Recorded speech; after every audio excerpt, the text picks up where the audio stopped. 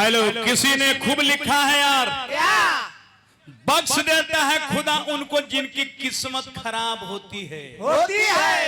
वो हरगिज नहीं बख्श जाते जिनकी नीयत खराब होती है।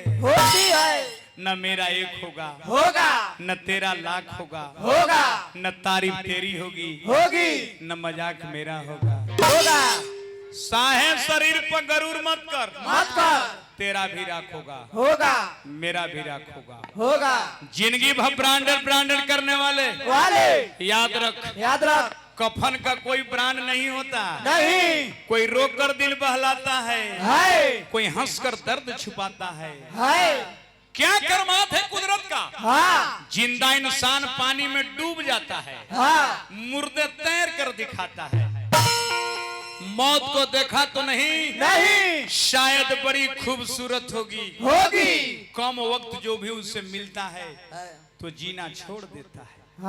इसीलिए कहता हूँ यारो ना जाने जिंदगी की आखिरी रात कब होगी, आखिरी बात कब होगी। हंसते जुलते मिलते बातें करते रहे सुनील भाई, ना जाने एक दूसरे की आखिरी मुलाकात कब होगी। सब ये धरती एगो स्टेज हम लोग ड्रामा कर रहे हैं। कोई नाचने वाली है, कोई गाने वाले हैं, कोई मास्टर साहब हैं, कोई नेताजी हैं, कोई उद्घोषक महोदय हैं, कोई कैमरामैन है, कोई माइक चलाने वाले हैं, कोई झाल बजाने वाले। सब ड्रामा हम लोग कर रहे हैं। माया क्या दुनिया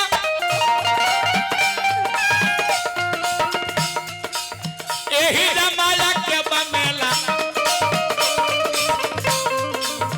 एक में करे के बा खेला। एक गुरुजी एक में करे के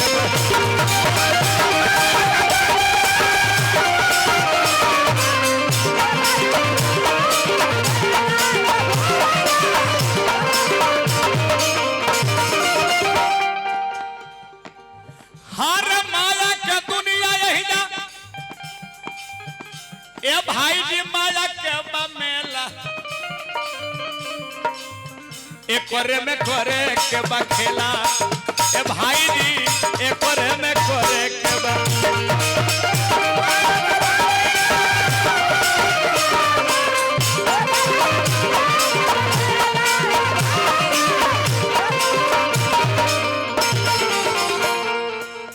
तक कहे सुदर्शनवा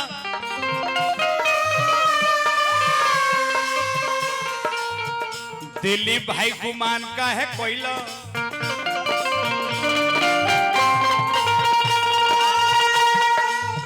किया रे कोहे सुदर्शनवा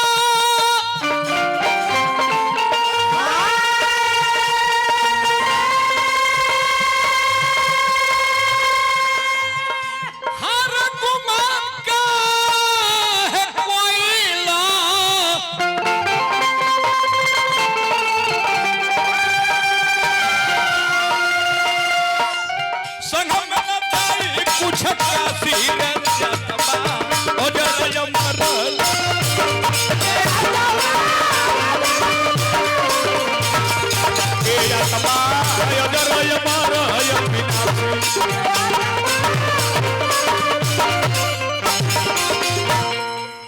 उद्घोषक महोदय जी हमने के दिलीप भाई हैं।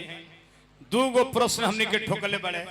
हमारा गाय के बाद मृत्यु पहले मर गईले, पहले हम शुरू कैनी, तब काहे मरेला लोग हमारा के मिलल गावे के। एक बाद श्राद्ध काहे भइल, कब से शुरुआत श्राद्ध के भइल बा, काहे लोग श्राद्ध करते हैं, श्राद्ध करने से फायदा क्या है, काहे इतना धन खर्चा करेंगे लोग, पिंड दान काहे होता है।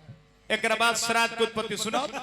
ताई लोग मरते हैं काहे, कन्हई छचा काहे मर गई नहीं, कब से लोग दुनिया में मरने लगे, कब से ये लोग के नाम मृत्यु लोग कब से पड़ा, कब से।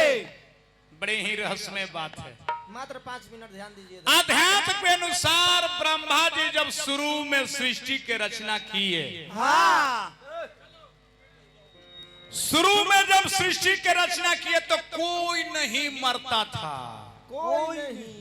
केवल लोग दुनिया में जन्म लिया करते थे। हाँ। जन्म लेते लेते इतनी जनसंख्या पृथ्वी पर बढ़ गई, हाँ। कि जनसंख्या के भार से पृथ्वी दबने लगी। तब धरती गौ का रूप लेकर रोने लगी।